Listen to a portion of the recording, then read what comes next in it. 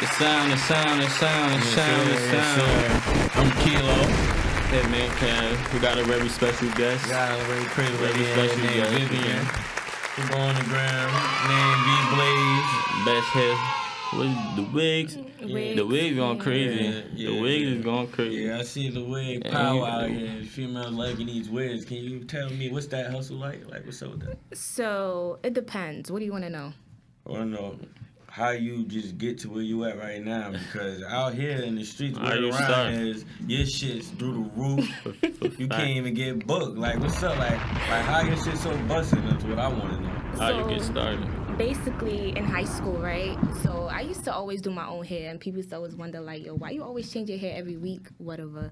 So I used to tell people, like, I did my own hair, and they were surprised, like, you do your own hair? I'm like, yeah, I do my own hair. So some girl was like, all right, let you do my braids or whatever. And I did her braids, and when she came to school, like, nigga. No, you good. All right. So when I did her braids, people fucked with it, and I'm just like, okay. So let me see. And what grade was this? This was freshman year in high school. Mm-hmm. You started the hustle early. Yeah, I started in high school, and plus, like, you know, when you're younger, you want to make your own money or whatever, you know. Facts.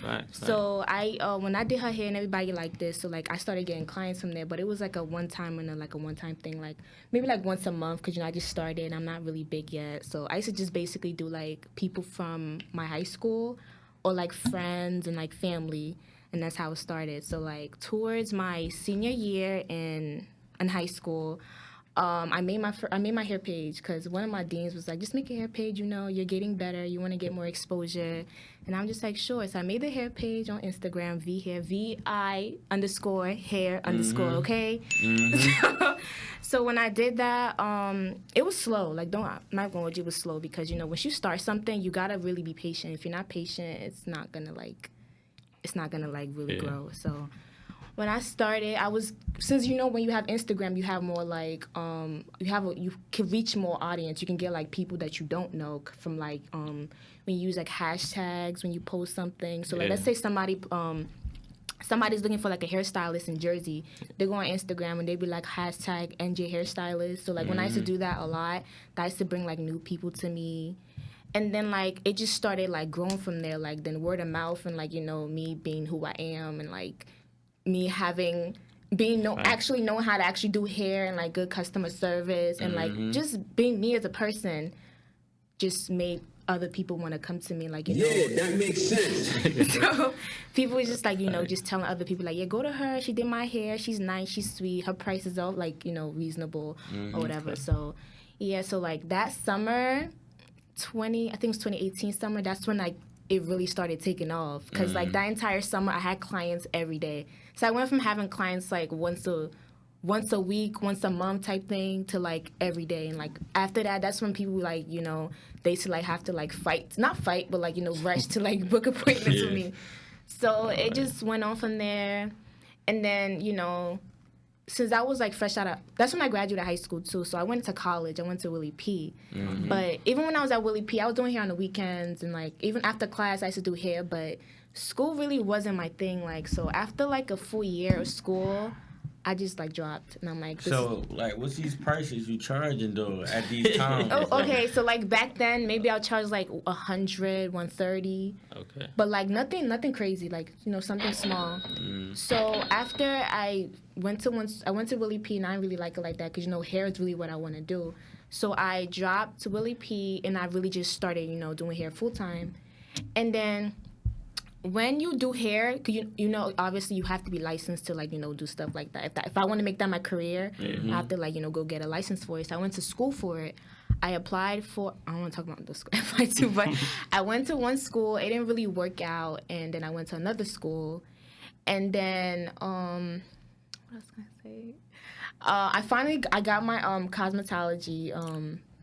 I didn't get my license yet. I'm actually not licensed yet. I'm actually, like, still in the process of getting my official license, but... Oh, so you riding dirty? No. I have my papers from the state. I have my papers from the state. Like, I'm actually gonna, like, mail my stuff in next week on the 13th or the 12th. Is that next week? I think that is. Actually, that is next week. So I'm mailing my stuff into the state so they can actually send me my official license. Like, right now I have my permit to work, so I'm not riding dirty. But When I was in let's go back to when I first started school. When I was in school, so you know, when you go to school, you gotta pay. You know, you obviously gotta pay for school. So my business was doing so good that I literally was able to pay for school out of pocket, which was good. Yeah, right. So that's good money right there. Yeah, Yes, but yes, queen. even like the fact that I was in school and I was working at the same time was like low key a struggle because you know you still gotta balance out everything. So like school was like 9 to 4:30. So like I get up in the morning, I go to school 9 to 4:30. I come home around like 5, 6:30 ish. I'm doing clients at 7 to like 10. So that's like, so and I did that like almost every day. So like it was like a no days off type of thing. So moving on to when you said, I don't think you said that yet. But like moving on to like my platform growing on Instagram, that wasn't like, actually, I feel as though I got lucky. But then again, I don't want to say lucky. I'll say, what can I say? How can I say it? Wait your turn. Wait your turn is the best thing to say it. Like, best way to say it. Because, like, some people always asking me, like, oh, how do you make your Instagram grow? How do you make your Instagram grow? Honestly, it just, like, happened.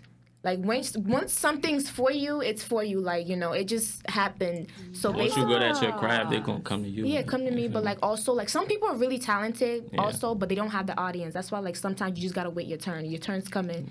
So how just many be patient. followers your page got now? I got 90,000 plus followers. A lot of followers. Yeah, That's and tough. it all happened. So all them subscribe on this. It all really happened because I took a risk. Me saying I took a risk was because I used to do hair before, but I don't do hair anymore. I just make wigs now. I was going to ask you, what was that transition like? So the transition phase happened literally when I came out of college, when I dropped college and whatever. Because I used to always do hair, and I'm like, you know what, let me do wigs, because, you know, wigs are getting more popular by the day, and I'm just like, you know what, let me do that. So what I did, I had bought hair from some company that I trust, and I just made the wig, and I'm just like, you know what, let me see how my wigs are going to sell, because, you know, I never sold a wig before. Yeah. So when I posted it, it went crazy. That went viral. The wig went viral. When I said that to this day, and it happened in 2019, the wig is on websites, on people's Instagram page. Like, a lot of people using that wig to advertise what they're selling. Right. So, like, I feel as though that wig really gave me the boost, because when I made that wig, I had, like, 6K followers? In a week, I had, like, 10,000. And it just kept growing. Like, once you hit the 10K mark and you're being consistent on Instagram, your followers grow. It really grows. Up, right? So once I hit 10K, like 2 months later, I hit 20K, and it just started going up like that. It was Shit. Yeah, but you know, I still gotta stay humble. You feel me? So how you balance this and boys? This them Whoever boys. came across like they probably like, damn, you making this money. So like, how you feel about a gold digging nigga? Actually, I have a boyfriend. Okay. So I'm not really me and boy. I don't really care for boys like that. Before the fact, I didn't really I don't know how to say it. It wasn't boy crazy. I'm not boy crazy. Okay. Yeah, I'm more so because, like, you know how I told you guys I work every day? I work. I don't have time for that. So if somebody comes across the way, you really got to, like, be stepping, and you got to really be on your shit to, like, you know, stay with me. But never really dealt with a gold digging anybody, because I don't let people get in my pockets, because, you know, you're not really supposed to, you know. If you're headstrong, you're not supposed to let yourself, you know. Nah. But yeah, it's not really like, I can't really elaborate on like the boy category, because. So what you looking out of for your boyfriend? Like what's a boyfriend for you? What do you? Like, how do you become your boyfriend? It depends. What do you mean? I can't really say how do you become. You trying to get a formula. Okay. Like, what you talking about? I just want to know for the players. You got to apply that pressure. You got to apply pressure. Like, I want to know how to approach a girl who got their own shit together. If you want to approach a girl who got their, like, you know, on their shit, you got to be on yours too. I'm talking about you don't have to be like really, like, you know, rich or wealthy or whatever, but you got to be trying. You can't be a bum. That's for one. Like, you got to keep up, and you got to be really supportive. Like, I want to be able to, like, you know, talk to you about business ideas. You know, we execute it together. We doing this. Like, you just got to be like me. Approaching a female who's, like, you know, a business owner. You just got to be also. You got to have a business owner mindset, because y'all want to always have that bond to, you know, just be able to talk to each other about business stuff. like for me, if I can't do that with you, Ain't nothing to talk about. There's nothing to talk about because that's like my business is like my first priority before like anything else. Like I always put my business first before anything. So if I can't have a bond with you with my business, So that's the best way to put it. You got some clingy dudes. You feel me? Like you're not showing me enough attention. And That won't work out. That won't work out. And then you got the niggas who want to be in control of the relationship. I feel as though clinginess to me is kind of weird because it's like we're grown. Everybody got to work. So like you know how some people like want to talk all day? That's not possible because you go to work, I go to work. We talk later. Like we say good morning throughout the day. We could check like check up on each other, but we're not talking all day because we gotta work. We're grown. Because when you don't show all day, it's hard to text back anyway. So so some niggas be like clingy, like, oh, you not texting me back, what you doing? Then they be insecure, like, oh, you with a nigga. It's them out here. I know a couple of them saying. So you feel me? When y'all both on y'all shit, it's just like there's no problem. There's no clinginess. It's quick. It's just gonna click like that. You feel me? Give it to you. So make sure you get a girl that's on her shit. You feel me? So she could bring you up. Yeah, hopefully I get lucky. Hopefully I get lucky one day. You feel me? That's how it's supposed to go. But your video on YouTube at 50K views also. So how did that come about? Actually, I have not to brag or nothing, but that's not even like the best. That's not even my best. So let me know something. Let me know the trick. Like I just need to know what, cause you obviously busting. Like what do you like? What's next for you? Like what's your next milestone? We'll see. Y'all will see. I don't like talking about stuff till it happens, you know, because I feel as though when you talk about things, something go wrong. So just let it happen. Then pop out with the question. But with the YouTube thing, I feel as though my YouTube and my Instagram is more so connected. So I just promote. When I first made my YouTube account, I used to always just promote it through my my Instagram page. I had a lot of followers, so like my followers just go subscribe. If you do giveaway, you can like make subscribers through that. Also, like people, you want to show people what they want to see. So like if I'm posting like this and now on Instagram, right? I'm posting that's like, you can post like reels, like a little clip of like, because you can't post long videos on Instagram. Post a little clip showing people how to do something and be like, oh, but the full video is on my YouTube. So you forcing them to go. Yeah, basically. Like you gotta like make them go over there and really watch the full thing. But and YouTube is a good money maker because they pay once you start like when you have like a certain amount of subscribers and like a certain amount of views. They have like the requirements. They start paying you. So if you could use Instagram to like get you another source of income, do that. Even like same thing with, because I have OnlyFans. I have OnlyFans for my business. Somebody was really telling me that like y'all should make the OnlyFans for y'all podcast. Like certain videos should be on OnlyFans. Make them pay to watch a video. And like don't get me wrong, like you wanna make an OnlyFans for the podcast? I'll do whatever it takes. You feel me?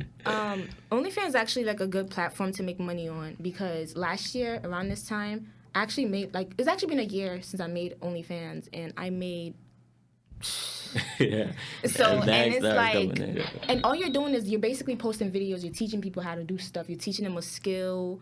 Just you can use it for a teaching platform if you can't like have like a one-on-one session in person. It's just like a good way to make money and guarantee. And people subscribe if you're actually posting something they want to see, they'll pay for it. Like just like let me just throw an idea out there. Let's say like y'all like you guys sell sneakers or whatever now? Nah, the homies do though. So like they could if they want to teach other people how to like resell sneakers, they could use OnlyFans for like a teaching platform. They subscribe, they give them connects up there, like little stuff like that. And they make money from that, and they're still making their money from selling sneakers. Yeah, that's tough. That's tough. So there's literally so much ways to make money. You just gotta be smart about it. And not even like. So how often do you even post on YouTube though?